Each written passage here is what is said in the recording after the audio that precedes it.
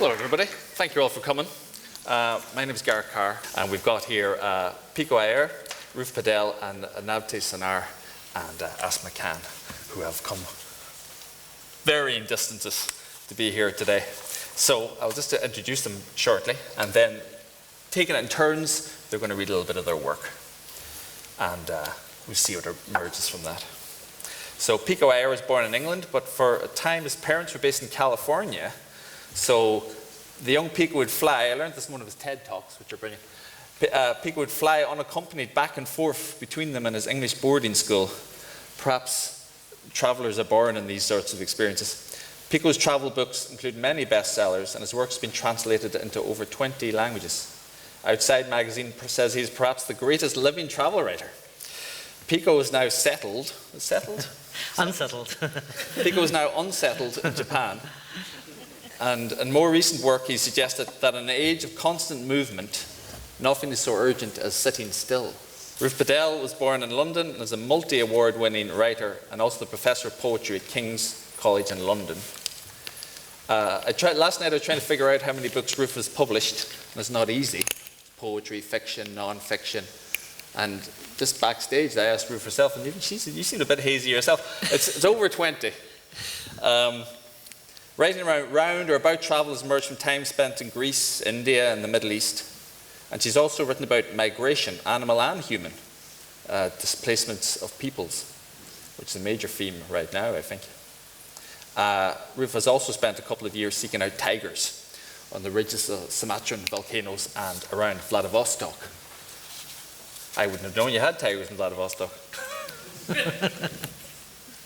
Navtej Sarna is the former Indian ambassador to the United States. He also represents India in Russia, Poland, Switzerland, and in Israel, among other places. He was the High Commissioner of India to the United Kingdom. He's only recently retired from the Indian Foreign Service after 36 years. His journalism has been published widely, and he's also written a fair few books, original works such as We Weren't Lovers Like That and The Exile. He's also translated some of his own father's work into English for a collection called Savage Harvest. More recently, Navtej has published Indians in Herod's Gate, a study of Jerusalem, which I think we may be hearing a little of shortly. Asma, to my right here, moved to England from Calcutta in 1991.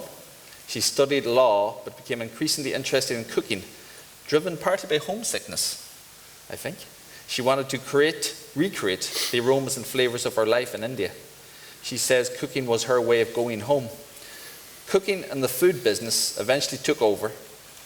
At her restaurant, Darjeeling Express in London, an all-woman team run the kitchen, a team she assembled from Indian immigrant women working in London, none of whom were professionally trained. Asma says some people come to our restaurant for the food, some people come for the story. Asma's first cookbook was published last year. So, thank you all for joining us. We're going to start with Ruth Padel. Could you tell us what you're going to read? And let's hear it. I'm going to read from a book about tigers. I didn't mean to write a travel book. I was wanting to write a book about what was happening to tigers in the world now. This was about 15 years ago. And it was actually a very bad time. In India, the poaching was getting very bad. So I saw very few tigers. And this session is called Falling Off the Map. And there's a certain amount of falling off happening in this section I'm going to read. And one of the delights was meeting the different people in Bhutan, in Laos, in Nepal, all over India, and in Sumatra, as well as around Vladivostok. My guide in Sumatra, up in sort of eastern Sumatra, is in the highlands of Kerinci. And she was actually the toughest person who took me anywhere. And she was born in Gloucestershire. And she must have grown up with sort of ponies and muddy Wellingtons outside the door. She was called Debbie. She was bilingual, and she ran a tiger team. Whenever there was a tiger conflict, somebody had eaten somebody, or maybe a tiger was at risk, she would go in. She was an extraordinary person. She's still there. And so she's taking me up this ridge. Tigers use the ridge routes, said Debbie. Iwan, that was her radio operator and her tiger team, says left is the quickest way up, but his way means this, was a gigantic tree slide, bare earth down which thousands of trees had crashed. It stretched above a near vertical, 15-foot wide ribbon of loose earth. "If this were a ski run," said Debbie, "it would be a black slope." I did not know what a black slope was and did not care. I'm feeble about snow sports as well as water. I followed, sticking to the edge, where you could hold live branches as well as the odd tree root, where the wild pigs, who did not like slipping either, had runkled the earth. It was very slow work, squirming vertically on your stomach, thanking God for roots, hanging from your hands, letting torso, legs, knees and toes worm up behind, finding what hold they could. When dead branches broke, you lost painfully gained height. Sometimes all that held you was a dip in the soil where a knee could lodge. At last a branch held, and I inched up beside them and sat panting on a stone. We must have squirmed 500 feet. Ivan asked why you didn't want him to come down and help. I said, because she didn't want to be a mattress. There'd been a lot of stones falling on my head. "All those stones," she said jokingly. "I'm glad metaphors are such fun," I said bitterly, in Kerinchi dialect. We pushed through the scrub and found a knife-edged trail. The other side, light green bushes overgrew another slide as steep as ours. We met an old man with his dog and sat with him on grassy lumps. He was cutting grass for his buffalo. He says, "There are 5 tigers up here, maybe 3. I don't believe it. She listened to him. He says they're large and small, and one sleeps on the rock overhang here and looks for food by the stream. His dog sat against his knee. "What's your dog's name?" I asked through Debbie. "Blang," said the man, stroking Blang's head. "Is Blang afraid of tigers?" The old man thought, "You must never be arrogant when you go in forest. You must be humble. Blang will be careful, so he will not meet a tiger. But you must never say, 'I am not afraid.' Last week, I saw a tiger very close. I saw he wanted to eat my dog. I said, 'Please, sir, do not interfere with my dog.' After I said that, the tiger went away." So we go on, and we plunged. Iwan and Debbie plunged into a tiger-shaped tunnel of bushes, the ridge trail. Bamboo, high grass, and then tall trees, a mix of secondary and at last primary forest. The olive air breathed bark and leaf, brown earth, dark roots, silver moss, splashes of light. This, said Debbie, was where the dog-eating tiger was snared. Awful to know where and how the animals you protect have died. I had never seen vegetation so out to get you. Even the plants were poisonous, and I shut my mind to snakes. Iwan plunged inside a hollow tree and came out with his parang, that's his cutlass, with shit on a leaf.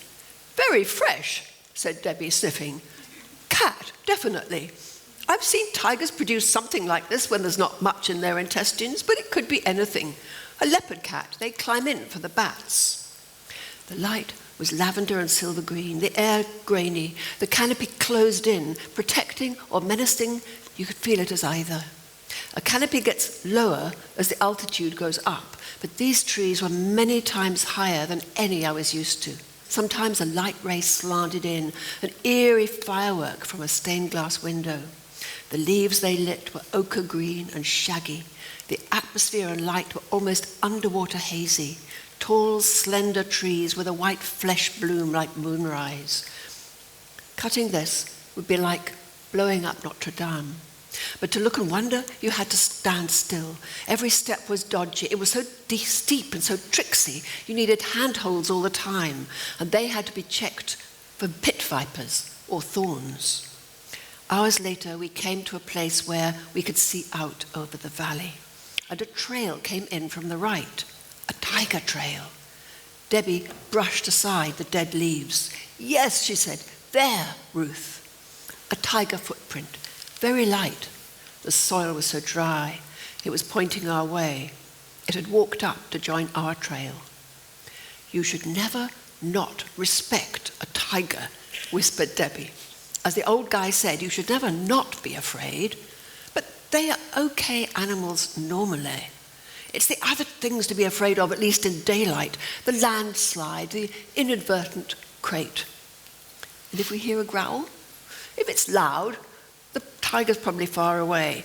The softer the growl, the more dangerous. She motioned us off the trail. We sat down, screened from it in the bushes, silent. Debbie went further into the undergrowth. We listened. Iwan lit a cigarette. Debbie, unusually, did not. The forest was still, with a full, live stillness, like a packed concert hall before the conductor, a hushed sea of branches where gods lived and tigers walked, heart of the world. If there was meaning to the universe, a non-man-made meaning, this was it. A little brown tree shrew jumped to a branch and ran down like coffee pouring and leapt away. Macaque monkeys had been rustling overhead, calling and grumbling. Now they moved away and fell silent. Debbie motioned Iwan to stub out his fag. From behind the trees where Debbie sat came a light cough. A twig snapped. On the trail we could not see, there was a presence. The jungle was differently still, as if holding its breath. Something was listening to us breathe and watching us listen. It lasted about 10 minutes, and then we felt it fade. Debbie looked at me and smiled slowly, as if waking from a dream. What was that? I breathed. Some large mammal, she said quietly, getting up. You feel the forest go still. When there's a large mammal around, usually a predator, there's a feeling. Even when you can't see it, and you usually can't, you find later it was there. It could be a bear, they like dense forest, but those macaques were not happy bunnies and they wouldn't have worried about a bear. People say, when a tiger wants to tell you that it's there, it snaps a twig. She picked one up and snapped. That was the sound that had come in the stillness. Could well have been a tiger going along our path, stopping to check us out. Probably was. We left our hiding place and came out on the trail. Can't go further up. By dark. Be dark before we got back. Not a good idea, coming down in the dark. We'll turn back. I started down. Debbie stopped me and pointed. In soft earth, over the imprint of my trainer, was laid, like a love token, a very large, deep, fresh bug mug.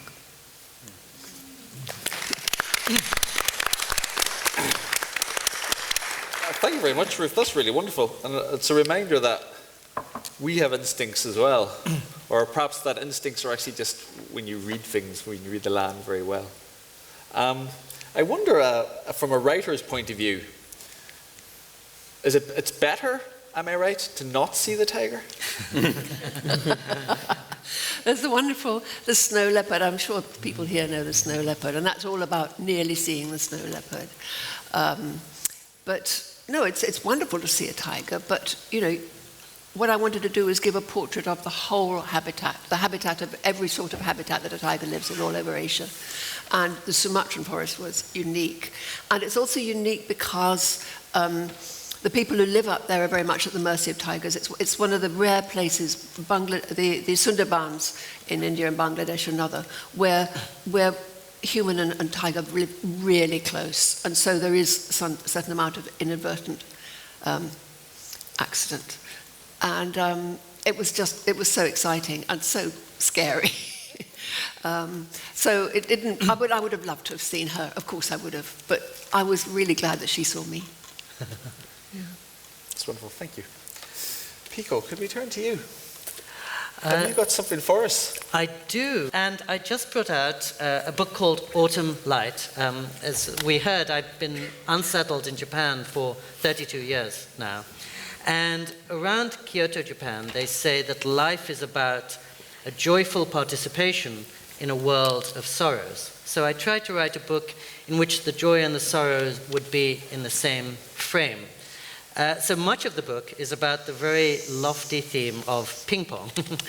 And much of the rest of the book is about the less lofty theme of death and seeing one's loved ones fade away, and realizing oneself and the people who are still around every day a little closer to death. So I thought I'd read a little section near the end where we visit the Dalai Lama and remember a trip that we had taken with him in Japan 2 years earlier. Every November, the Dalai Lama travels around Japan, and every November, my wife and I travel around the country with him. As we say hello to the Dalai Lama, I recall the November day 2 years ago when we traveled up with him to a fishing village north of Tokyo, laid waste by the tsunami of 8 months earlier. A few miles out of the city of Sendai, we began passing along clean, modern roads lined by nothing but compacted trash, block-long rectangles of smashed cars and refuse. Telephone poles listed at 45-degree angles. A solitary chair sat in the open skeleton of what had once been a living room. Buses bobbed on the water beside us. When we pulled up at Ishinomaki, hundreds had gathered along the road there to greet the famous visitor. It was to see nothing but a flattened landscape, which looked like pictures I'd seen of Hiroshima after the bomb. More than 3,000 had lost their lives in this village alone, many of them children. 19,000 had lost their homes. The Dalai Lama stepped out of his car and strode without hesitation to the people, mostly women, who had assembled along the street to see him.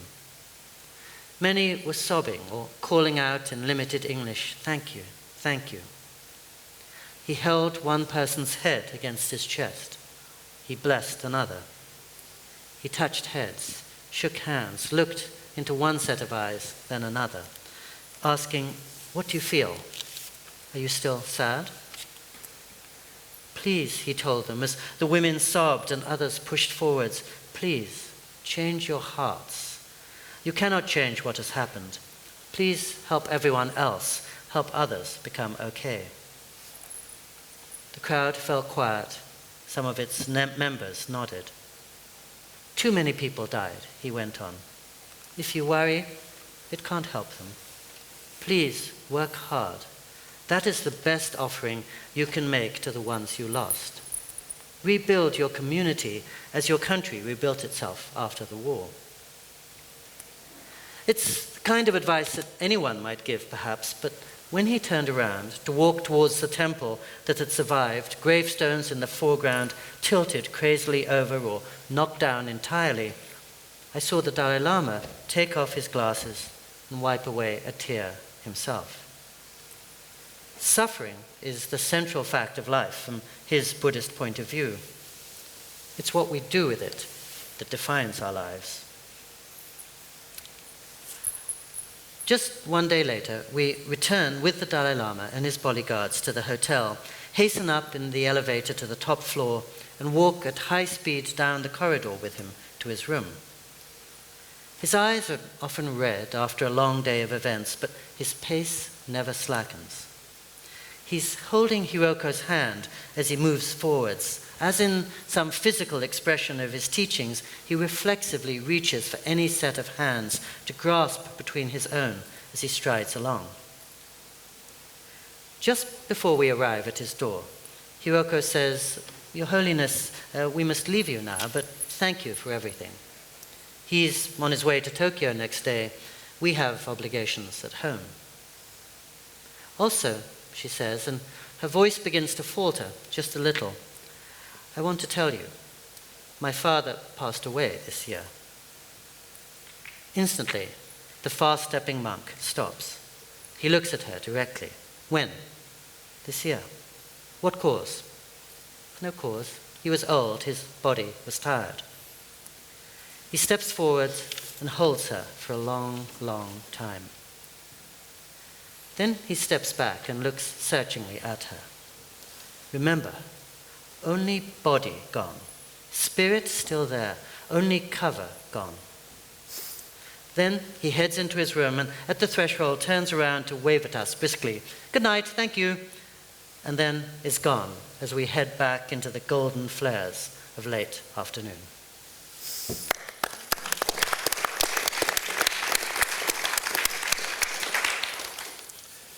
Thank you very much, Pico.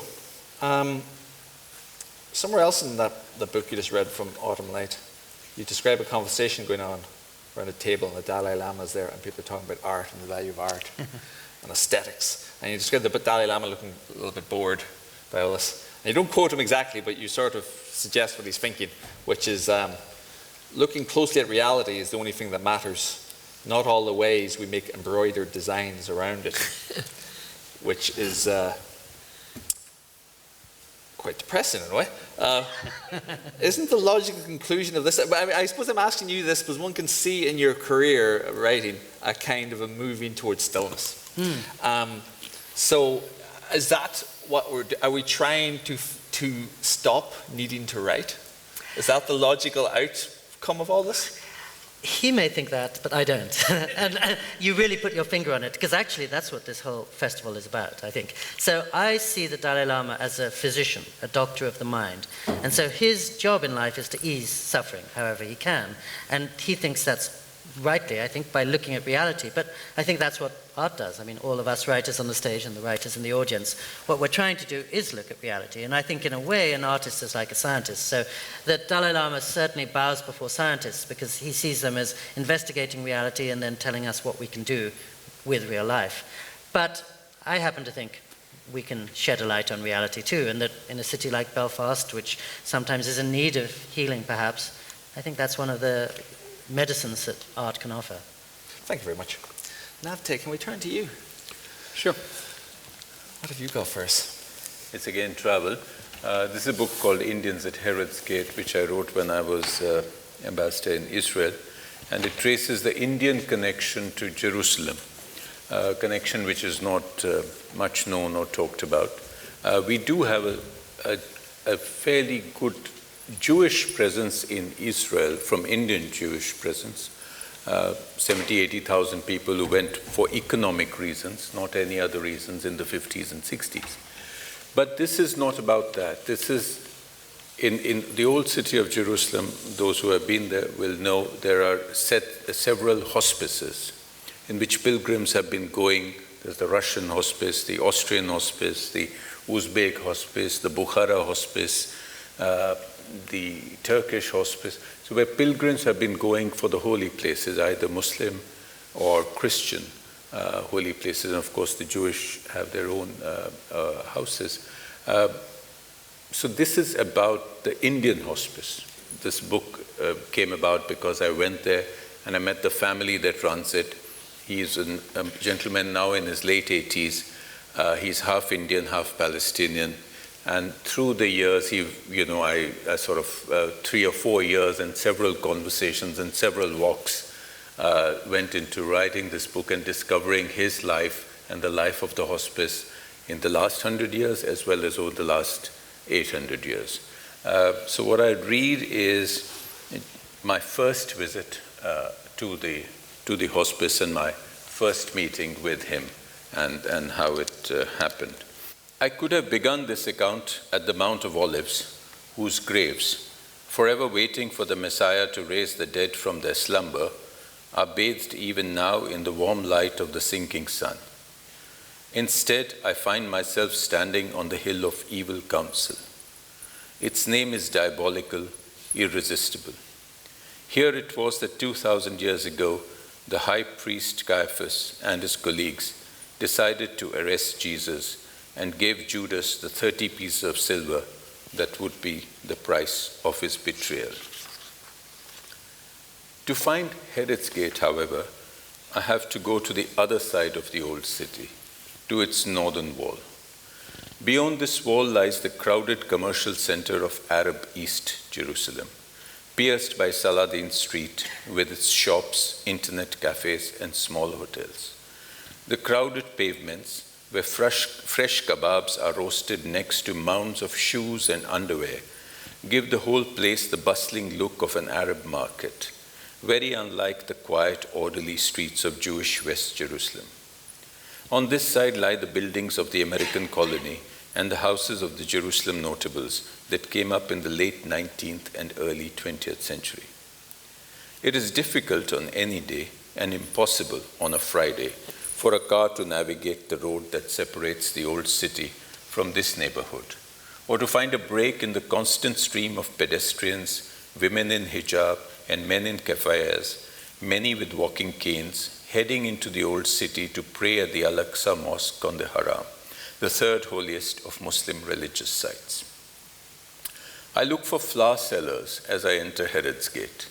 It has also been known as the Bab al-Zahira, or the Gate of Flowers, down the centuries. Instead, there are fruit sellers lining its substantial archway. It is the beginning of March. The last pomegranates, the early oranges, watermelons, and melons are piled up inside the gate. As I enter the archway, I am greeted by a compact man of medium height with alert gray eyes and a polite, easy, and genuine smile. "I am Nazir," he says, "Nazir Ansari." Quickly, he leads me through the gate and up a few steps that rise from the gate into the street inside the old city. Before I've had time to look around, I find myself staring awestruck at a green iron gate with its 2 stone pillars. The words Indian Hospice are carved on one of them, and on the other, in Arabic, Zawiya al-Hindiya. An indescribable excitement grips me, an Indian presence in the middle of old Jerusalem. Nazir smiles at my surprise and opens the gate. "You are in India now," he says, as we start walking up the broad path from the gate. Tall saru trees with their tight pine cones line both sides of the path. "My father is waiting for you." I look up. At the end of the path of broad steps stands a tall, erect man, dressed elegantly in an overcoat with a woolen scarf around his neck, a soft peaked woolen cap protecting his head. Finally, several months after I first heard mention of this place, I'm about to meet Sheikh Mohammed Munir Ansari, director of the Indian Hospice. "You're welcome." Sheikh Munir takes my hand warmly in both his hands. When we get to know each other better, he will always embrace me, thrice, Arab style. We stand for a few minutes at the entrance to the hospice. I try to gauge his age. He looks younger than the 80 he turns out to be. He smiles easily, and the eyes behind the gold-rimmed glasses are lively. Behind us, a steady stream of Palestinian women and children are coming up the path and entering a complex of 2 buildings that seems part of the hospice. "Those buildings are the UNRWA clinic," Sheikh Munir says by way of explanation in his clear, deliberate manner, "for the refugees of 1948. This building," he points to as part of the clinic, "was built by Indian soldiers during the Second World War. It is called the Delhi Wing. And this," he points to his left, "is where we live now, the Travancore Wing. It was also built by the soldiers." As if on cue, the gate to the Travancore Wing opens and a tall woman steps out. She's stylishly dressed in trousers and high heels, and her hair is pulled back in a French knot. Confidently, she extends a hand to greet me. Her eyes shine with the same elemental playfulness that I've seen in her father's face. "This is my eldest daughter, Najam," the Sheikh introduces her, "and this," he points to another smartly dressed lady who comes out of another door, "is my other daughter, Noor Jahan. You can call me Jani, everybody does," she introduces herself. "And this," Nazir adds, pointing to a third lady who has joined us, "is my Wafa, my dear wife." I don't know it then, but this is going to be the pattern of so many meetings. Nazir outside, his father at the top of the steps, and then the ladies in the house. Together we enter a short, narrow corridor with its checkerboard of black and white mosaic tiles. A large map of the old city of Jerusalem fills one wall. This is a rare map from the early 20th century. On this, you can see the city as it was before the takeover in 1967. You can see how close the houses were to the Wailing Wall. After 67, they were all cleared up. And this, on the right, is our office. Finally, I'm skipping a bit. Finally, I asked the question that has brought me here. Why is this known as Baba Farid's hospice? You're right. This is also called Zawiya al-Faridiyya. They say Baba Farid came here from India, meditated here, and then his followers began to come and stay here a long time ago. They were given a waqf, first the mosque and those 2 rooms, and then the property expanded through the century as a place for Indian pilgrims to stay. Sheikh Munir leads me to one of the rooms at the far end of the courtyard. An attendant brings out a bunch of keys and unlocks a low door. I have to bend to step in. Cobwebs flutter in the sunlight that streams in, and a dank smell rises from within. He points towards an opening in the floor, barely visible at the far end of the room. There are some rooms below this room, Sheikh Munir says. It is believed that those are the rooms where Baba Farid meditated. And in this room, my wife and children hid when the bombs fell here in 1967 and the Israeli soldiers entered the hospice. It is our first meeting, so I do not push for details. But I know that I must know. In the long drawing room in the Travancore wing, I meet the Sheikh's wife, Ikram. She speaks little, but her presence is pleasing. There is tea, Indian style. Lipton is the best, someone says. And burekas, fresh pastry stuffed with spinach and cheese, and carrot cake and poppy seed cake. Each of the women has made something and wants me to taste it. There is even a fruit salad. This is a French salad in the name of Nimala, our sister who lives in Switzerland. They are a graceful and charming family, and I hate to tear myself away. But there is much I need to know, and for weeks I know I will obsess about this little Indian corner in the old city, about the underground chamber of Baba Farid, about Indian soldiers during the World War, about shells raining down on children huddled in a dark, dank room, about the man who came here mysteriously from Saharanpur, and the family that laughs and smiles and teases one another. Thank you.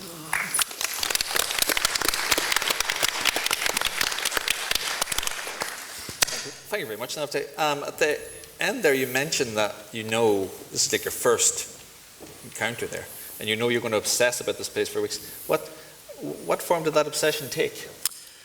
What did it look like? Well, Sheikh Munir was not an easy man to talk to. For one thing, he was not in the habit of talking.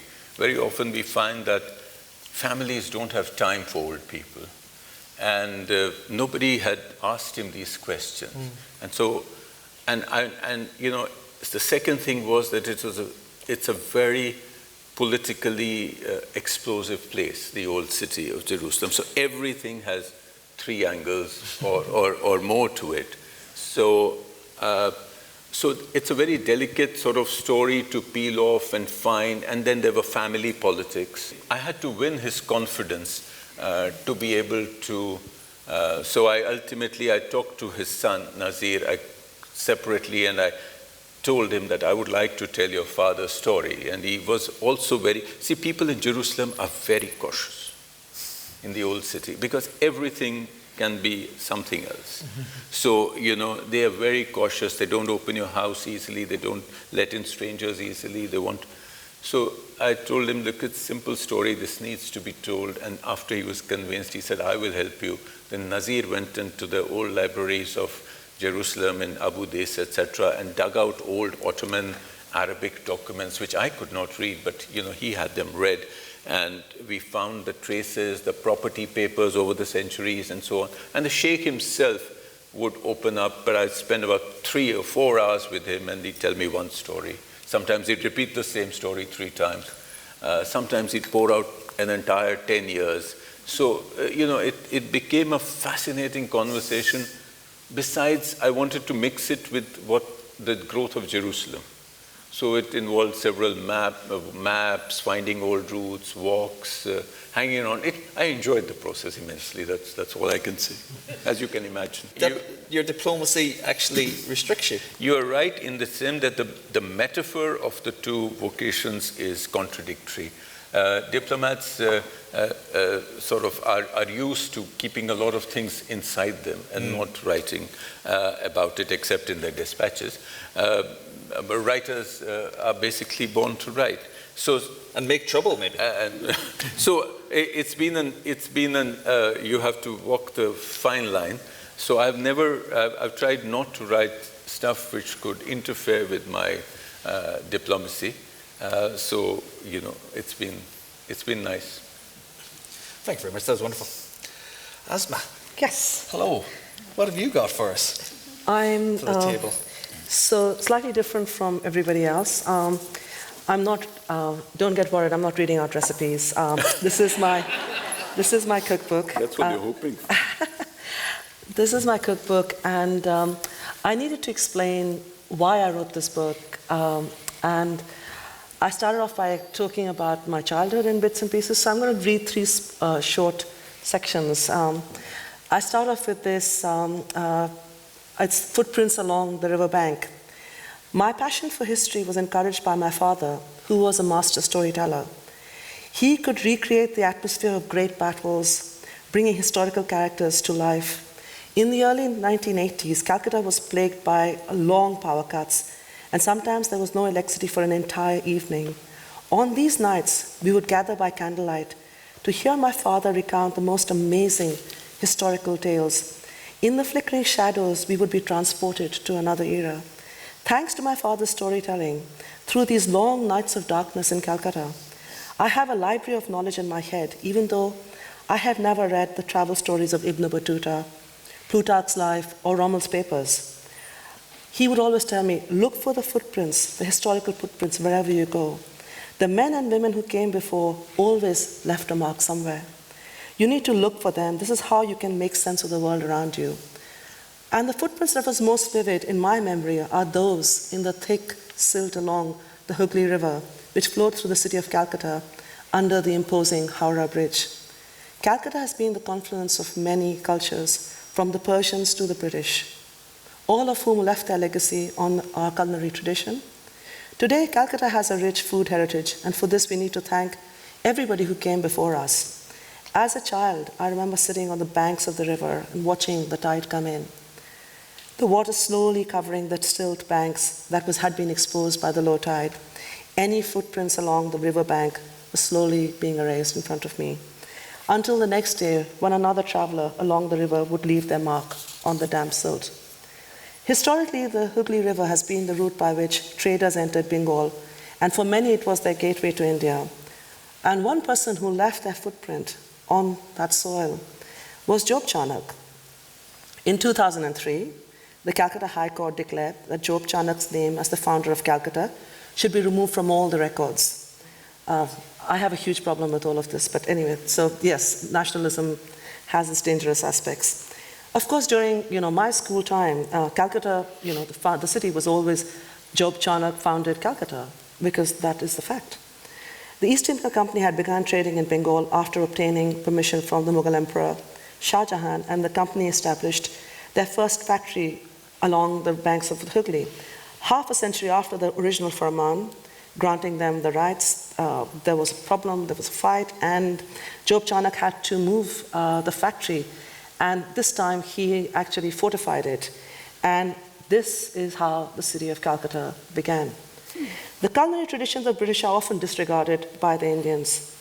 But of course, if you tell an Indian there'd be no aloo gobi if it wasn't for the British, they'd be shocked. But actually, cauliflower was got to India by the British.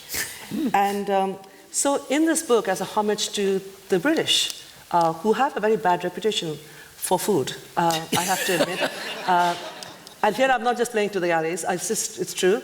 But they did bring a lot into Indian food tradition, and I have some recipes in here. And also to the Armenians, who were an interesting group of people. So here I talk about the outsiders who came in, and I want to then move on and read a small passage. Do you have time? Yes. About my story, my food story. So from the city of so many people and the confluence of cultures, I moved to England, which I thought I knew a lot about. And so when I arrived in the UK from Calcutta, I joined my husband. I had an arranged marriage.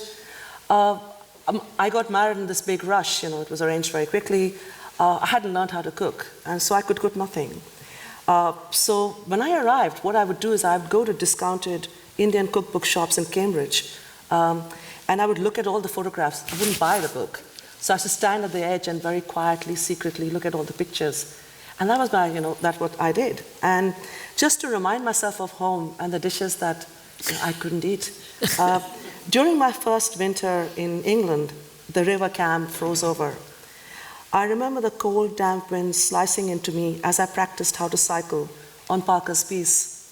I felt sure anybody had got the description of hell wrong. It was not fire that awaited you. It was frozen rivers, icy winds, and a kitchen that did not smell of any kind of food. During one of my practice cycle sessions, I ventured a bit further than usual and wheeled past a house where someone was making paratha.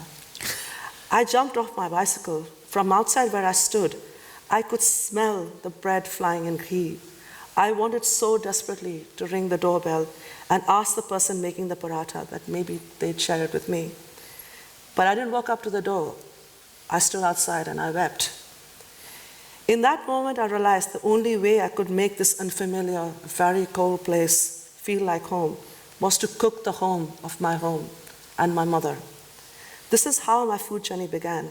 I set about cooking so that my one-room apartment in Cambridge might start feeling a little bit like home. The house I was living in was a college residence. I was married, and I'm still married to the academic, yes. But rather than, it wasn't a student house, so the only people in that building were other academics. So I was not a fellow, I was not a student at Cambridge, and so I did not know anyone in that space, in that area. I needed to make friends in the city, and I thought that if I cooked, I could invite guests to the flat, share a meal, and maybe find a way of connecting with them through food. Over the years, I've discovered that food is a wonderful unifying force, providing a way for immigrants to make connections in a new country. Breaking bread with others leads to conversation about home. No matter how far that place might be or how little knowledge or country you know of that place, still once you start eating together and you talk about home, it makes a difference. And I am always willing to share a plate of paratha with anyone who knocks on my door.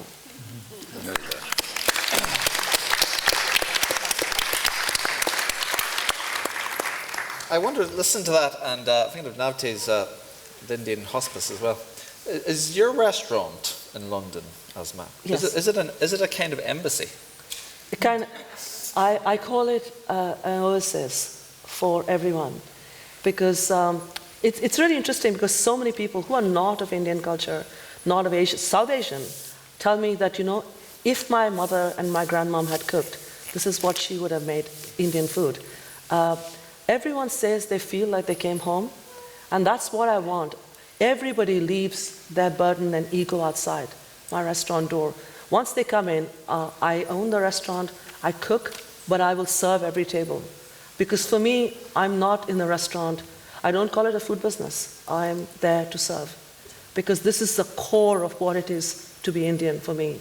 It is about, where you look at your guest is an incarnation of God. And, I think that anyone who comes to my restaurant, yes, they will pay a bill. They've come here, they're going to spend money and go away. But for me, the moment they sit down, they are sacred people. They're people who I must treat with honor. And I think it's incredible, the response of people. Someone wrote this on a piece of paper and left saying, and I don't even know who that person was because they just left it on the table, that I left this restaurant yearning for a place that till now I had even forgotten existed. Mm-hmm. That's what my restaurant is. Well, I hope you all enjoyed that. I thought it was brilliant. And I just invite you all to thank our panel this afternoon. Thank you very much.